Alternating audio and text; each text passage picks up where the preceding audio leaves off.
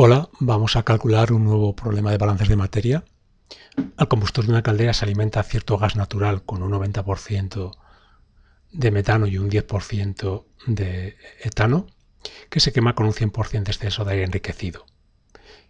Este aire tiene un 40% en oxígeno en vez del habitual 21% para favorecer la combustión.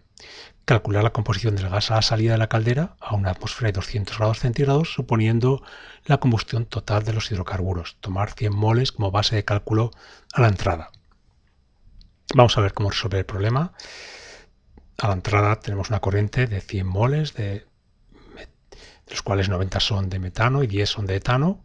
Introducimos aire enriquecido, 40% en oxígeno, con un 100% de exceso, y a la salida los gases están a 200 grados centígrados y 760 milímetros de mercurio, lo que significa que el agua producida en la combustión estará en fase gas y por tanto las composiciones que calculemos a la salida serán en base húmeda.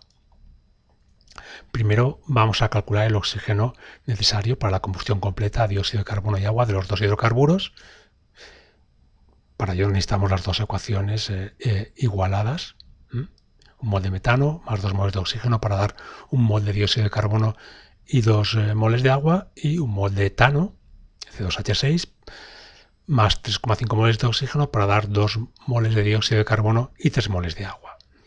Por parte del metano, 90 moles por 2 moles de oxígeno por cada mol de metano darán 180 moles de oxígeno que necesitamos para su combustión completa, y por parte del etano, 10 moles de etano por 3,5 moles de oxígeno que necesitamos por cada mol de etano, 35 moles de oxígeno. 180 más 35, 215 moles, que son los moles de oxígeno, que son el oxígeno teórico estequiométrico. Vamos a relacionar ahora el tanto por cien en exceso, 100, que nos da el enunciado, con el oxígeno que entra, y el oxígeno teórico que acabamos de obtener, 100, será igual al oxígeno que entra, menos 215 dividido por 215. De aquí despejamos el oxígeno que entra, que serán 430 moles de oxígeno.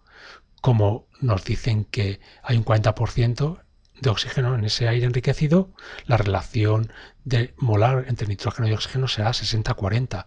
De este modo podemos obtener el nitrógeno a la entrada, que serán 430 moles de oxígeno por 60 moles de nitrógeno divididos para 40 moles de oxígeno, 645 moles de nitrógeno a la entrada.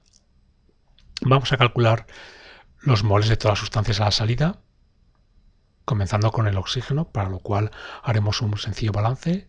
El oxígeno que sale es igual al oxígeno que entra menos el que desaparece. El oxígeno que entra, 430, el que desaparece, 215, como acabamos de calcular. Por tanto, el que sale, 215 moles de oxígeno.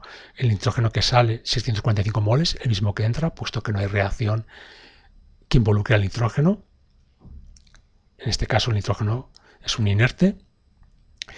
En cuanto al dióxido de carbono, 90 moles de metano por un mol de dióxido de carbono que se genera por cada mol de metano, más 10 moles de etano por 2 moles de dióxido de carbono que se generan por cada mol de etano quemado.